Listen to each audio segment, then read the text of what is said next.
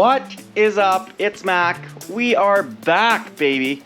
And today we are heading out after some multi-species action. We're gonna head out, chase after some lake trout and then some pike. And we're gonna do both with the ultimate quick strike rig. I'm gonna show you guys exactly how to tie it. I'm gonna get some underwater footage. It's kind of cold, but hopefully we're gonna get some sick footage. Hopefully we're not gonna deal with too much slush out there. But I got the sled running, ready to rock. We're gonna head out there, hit it and quit it, and see what we can do.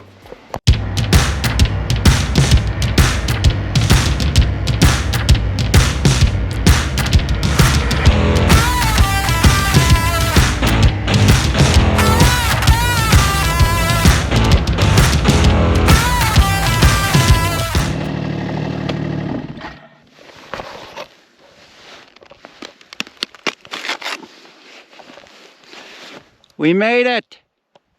Okay, I'm gonna get this tent fired up, get the cameras on, get everything ready to rumble, and we'll see you guys in a few minutes. Peace out.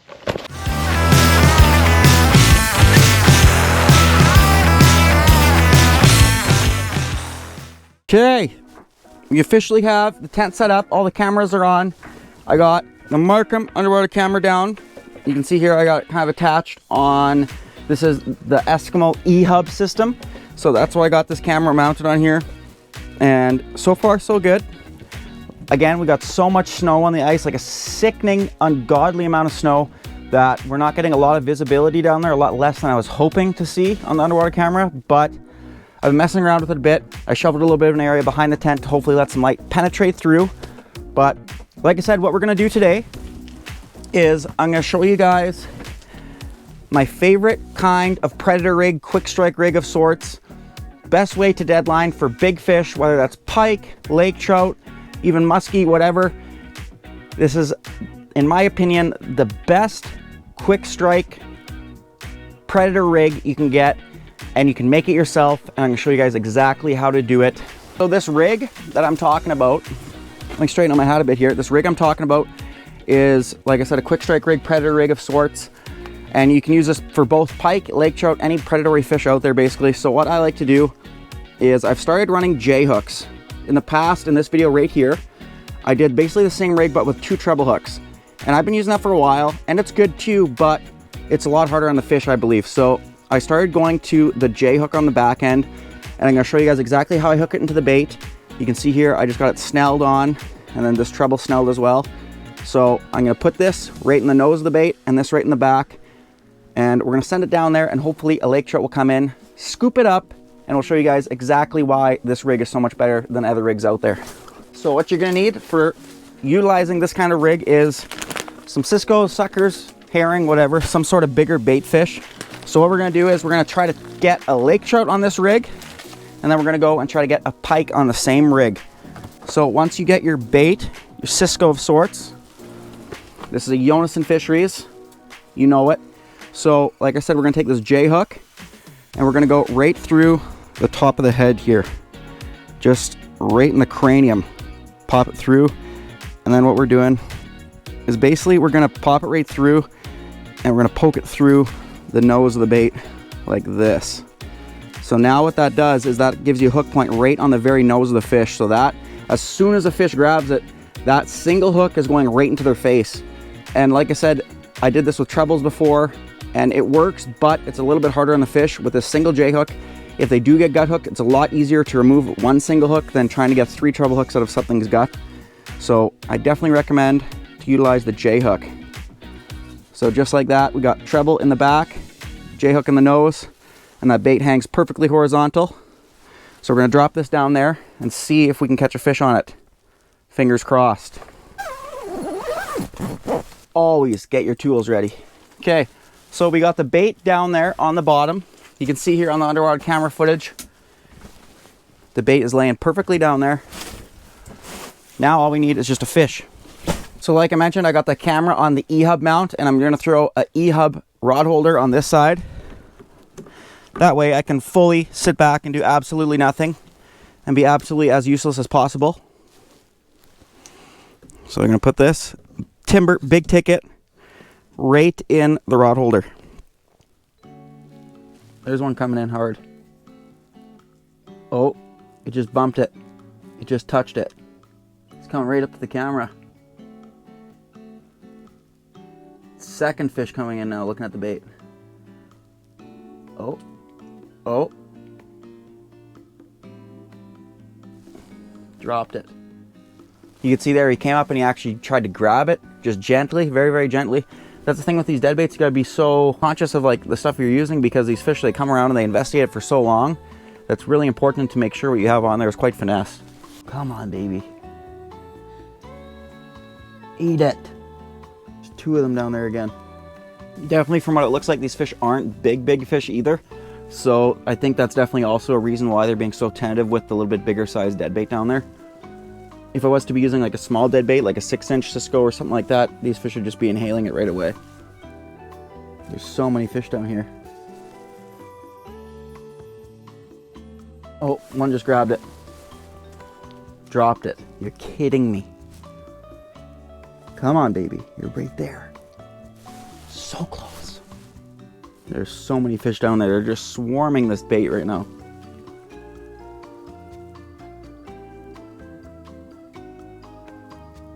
One of these fish better get ambitious and eat it. Come on, you dirty, rotten trout. So I've been playing around with this J-hook all year, and I was a little bit skeptical at first, again, because I was used to using trebles before. But honestly, I found with a J-hook, honestly, almost better hookup ratio, and it just seems that much easier and that much better for the fish. So I definitely recommend utilizing the J-hook on the head. On the live scope, I literally have like 5 or 6 fish down there just swarming right now. There's 5 fish on the screen right now, on the camera. It is so hard to not put down a bait and just jig right now because there's so many fish down there. Like right now on the camera, I can see 1, 2, 3, 4.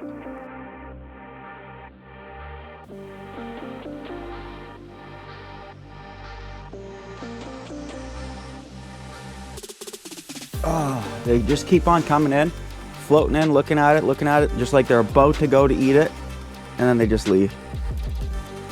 Psych. The amount of fish down here is just sickening.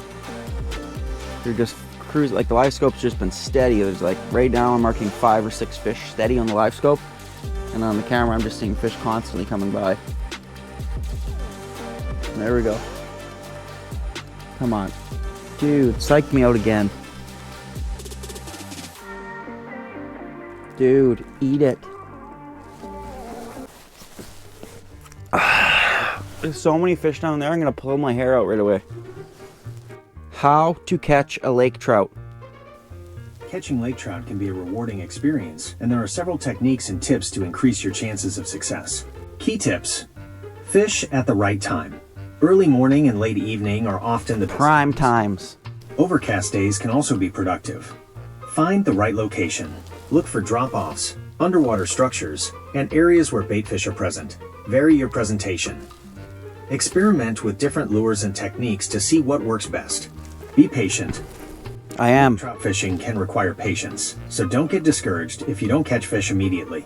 By understanding lake trout behavior and using the right techniques, you can increase your chances of a successful fishing trip. Definitely, the last one is so important. Be patient. I can't see my bait in this camera anymore. These fish keep stirring it up too much. I'm gonna try suspending it for a little bit and see if anything comes in and looks at it. There's so many fish down there, it's just sickening.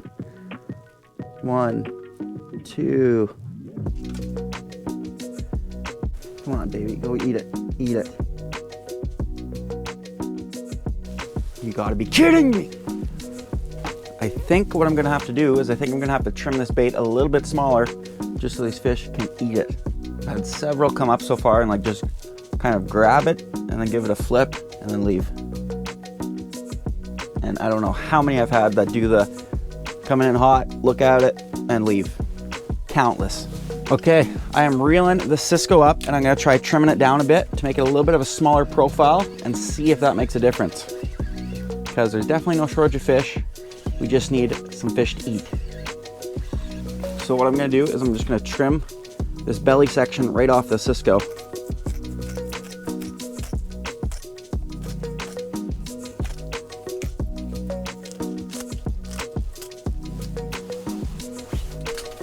So now that bait is a little bit smaller, a little bit slimmer. And now hopefully those fish will eat it. And this way too, it's gonna let out a lot more scent. Okay, we're officially back down there in the zone. First customer coming into the cut, Cisco. Rejected.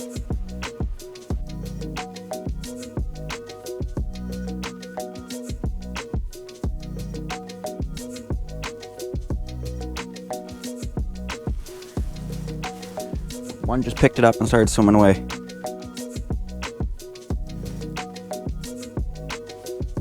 Don't tell me it dropped it.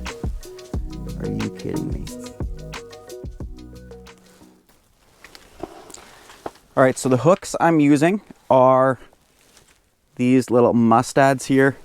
Perfect little size, just for in the nose of the bait. And these ones here are a size 4, so they're a 4/0.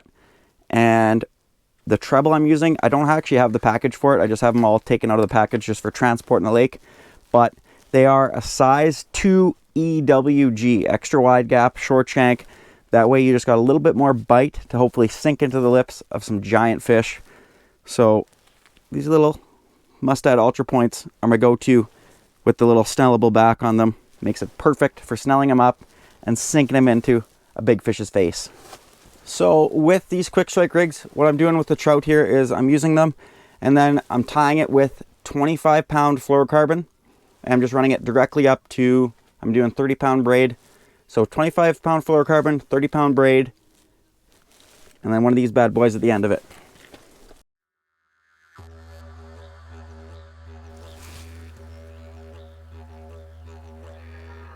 There's so many fish down here right now. This is sickening.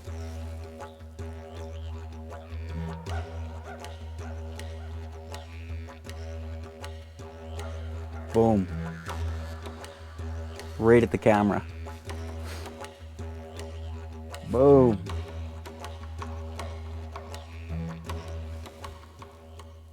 Something took the bait. Something swimming with it. Yep, something swimming with the bait here. Finally, something picked it up. So I'm just gonna reel down and hammer this thing. We got him. Finally! That took forever. Big ticket is buckled. It's not a big fish by any means, but we finally got one at least.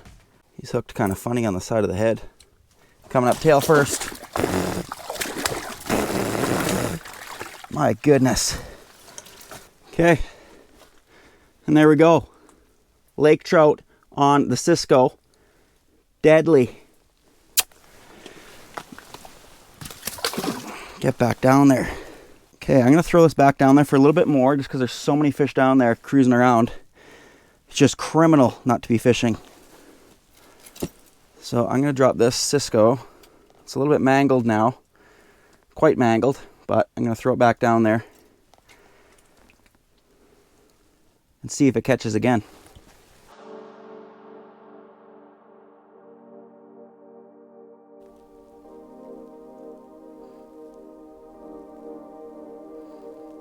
Okay, our Cisco is back down there on the bottom.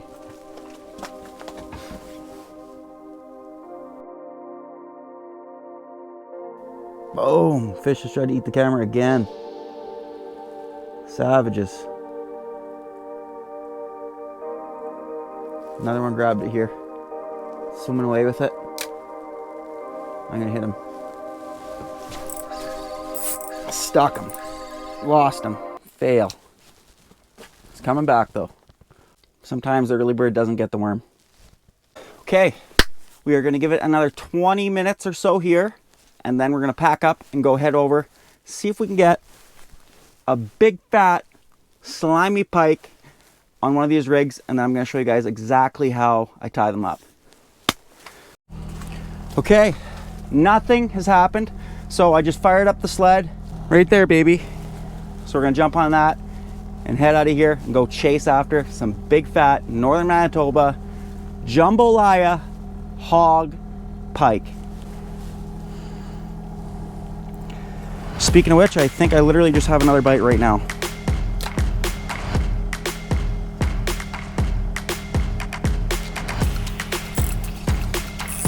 Dude, right as I'm packing up, are you kidding me? Started the sled and then got a bite. Easy there, dude. So you can see here, this fish inhaled it. So I'm just gonna unhook him nice and gently. Should be able to do it with just my fingers here. There we go. I'm just gonna pull that bait out. Then you can see here, it has this one J hook right in its throat. Okay, so you can see how this fish has that hook right in its throat, the J hook. So what I'm gonna do is I'm gonna go through the gills with my pliers closed. I'm getting a hold of that J hook. And you should be able to see here with the chest camera, all I'm doing is literally just rotating it, and that J hook's gonna pop right out. And just like that, this fish is fully unhooked. Eating a little bit, so we're gonna get her back in, but easiest way to unhook them, gonzo. Whew. Kicking it off with a bang. All right, let's go get some pike.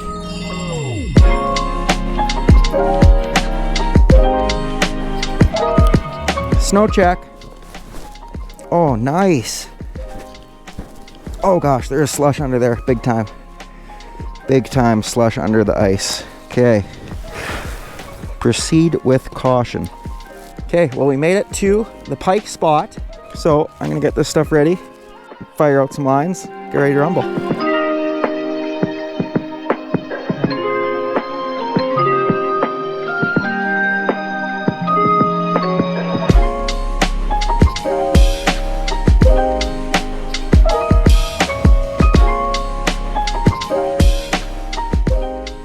Okay, we are in the tent set up. We are in pike territory. We are on some heavy duty slush, so it took a while drilling through. It took a little bit to drill the holes because we're drilling through a couple inches of ice, and then we're drilling through like maybe a foot of water, and then another 1.5 feet of ice. So as you're drilling through that second layer of ice, you're just basically just blending all that water in. It just makes it super hard drilling. That's the one thing that gas lockers definitely have over the electric, is just being able to just plow through the slush a little bit more quick than the electric augers. So I got the underwater camera down, got the live scope into perspective right now. We're gonna put a Cisco down on here. So same rig, obviously. This time I got tieable steel. So this is 65-pound tieable steel. It's coated, and same kind of deal. You can see here, I got that snelled and I got this one snelled. So both of them snelled, and then I got up to a little swivel here. So I'm gonna get a Cisco rigged up on here and hang it down and see if we can see it on this camera or not. I think we should. Water clarity should be pretty good here, but we will see. So same kind of deal. We're going in the head, right in the snout, and then popping it right out there. And then this other hook is going right in the back of the bait, like so. Perfect. Gonna drop her down there. So you can see what I mean here about the slush. Like you'll see when I step down here, it's like halfway up my boot in water here. So that's what sucks. Drilling in that stuff, no good. And I had a couple questions in the comments too about setting finicky foolers and stuff like that. So I'm gonna show you guys exactly how to set one of these finicky foolers and how to set it so it's tight to suspend a bigger bait like this Cisco here. These hole covers with these finicky foolers are such a vital piece of equipment because it doesn't just stop your hole from freezing, it also makes it so your rod can't get pulled down the hole, which is so important. So let me get this set up here. On this, I got the exact same rig as I had in the tent there. The J-hook, treble, up to the swivel. So right in the skull, pop it through, perfect. And then it kind of just sits just like a jig and wrap, so it just makes it so it's perfect in the water. And then that back hook in there, and that thing is just suspending so beautifully down there. And this way, as soon as those fish come to eat it, because they're going to come and eat it head first, as soon as they go to grab that, they're getting this hook right in their face. So we're down there now, and I'm just going to lift it up a couple times, maybe 4 feet off the bottom or so, about halfway up the water column. That way we're super visible to anything swimming by. So let me just get this reel. Oh man, this reel's so icy. Everything's just getting soaked with the slush on the way out. And then of course, once you stop and get fishing, everything's frozen. Badly too. Okay, so get this down there. So if you're setting these finicky foolers under a heavy tension, what you want to do is, they got this little washer here. You want to slide this ahead. You're going to slide this up here, and then you're going to make sure that you slide your line all the way up to the tip of there. And this way, when a fish pulls on the rod, it requires a lot more force to pull it, to flip this over, because there's a lot less leverage being this close to the arm as opposed to being all the way down here. Let's see what happens. Hopefully we see something in the tent. Okay, well, we are on the move again. This spot sucked, so we're moving on to another spot.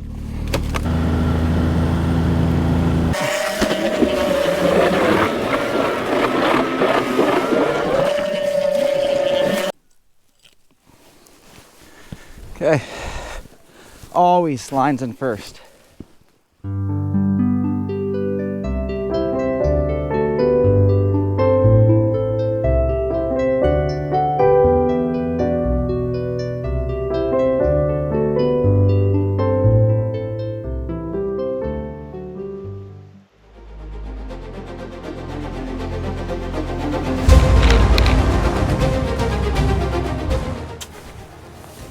We got a flag up outside. I'm gonna grab this camera and we're gonna jump right on my sled and head over there. Holy smokes. This thing is peeling line. Oh my goodness. It's slushy over here. Ready to hit him. Oh yeah, that's heavy duty. That's heavy duty. That is heavy duty. Poke that off the ice. This is heavy. This could be the one we're looking for, baby. Took out a ton of line. Not super big, but it's coming up tail first. This is gonna be crazy. Look at that. Absolute menace. What have you done? So you can see here, obviously, this pike inhaled it. You can see there's a hook down here. And once I get this out, I'll show you how we're gonna get this back hook out of here. Okay, so now that that hook is out,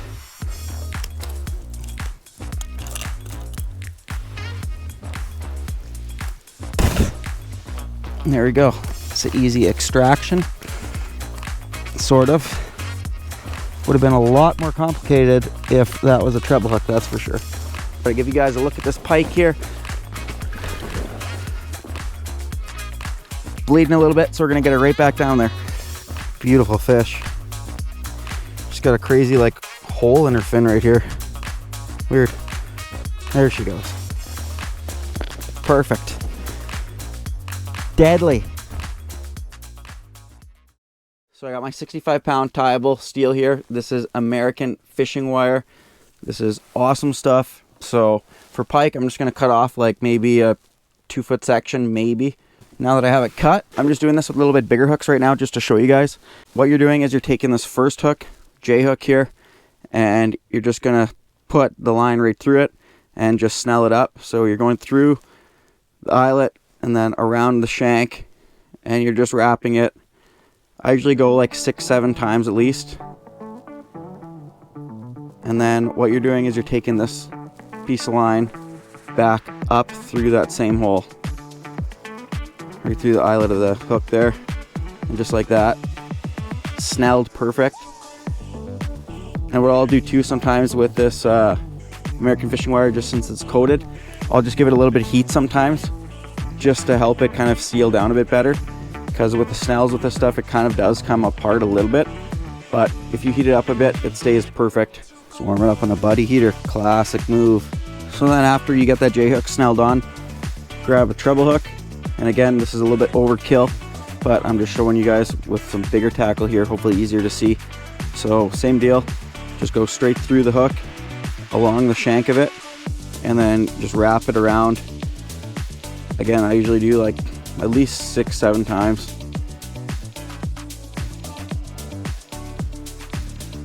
And then back through the eyelet. And just like that, you got a killer rig for catching some big fish with some big baits. And for pike too, what I always do, I always just take a little swivel and just tie it on the top end. So there we go. Perfect quick strike rig, little swivel, tie it on, ready to rock, catch some fish. Well, that's a wrap on today's video. Thank you guys for watching. Let me know what you think about this rig. Let me know if you've tried it or if you're gonna try it, and keep me posted. Thank you guys for watching. See you in the next adventure.